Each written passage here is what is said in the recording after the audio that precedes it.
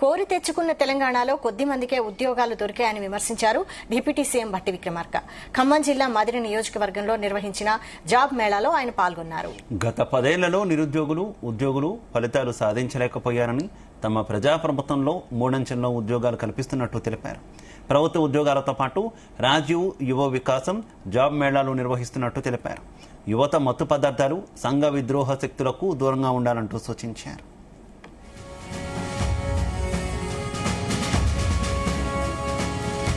ఐటీఐలో advance technology centre పెడతాం.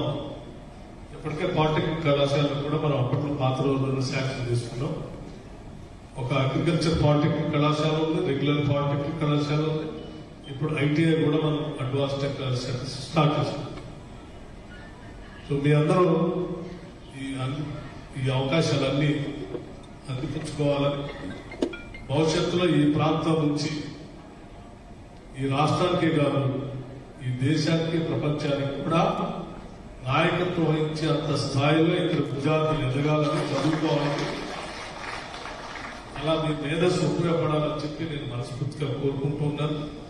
దానికి కావాల్సినటువంటి వసతులు అన్నింటినీ ఈ రాష్ట్ర ప్రభుత్వం ఏర్పాటు చేయడానికి సిద్ధంగా ఉందని చెప్పి మీ అందరికీ నేను సౌనీయంగా మనవి చేస్తూ, ఇక్కడ ఉన్నటువంటి అన్ని రకాల ఉద్యోగ వ్యవస్థలందరూ కూడా నేను పిలిపిస్తా ఉన్నాను.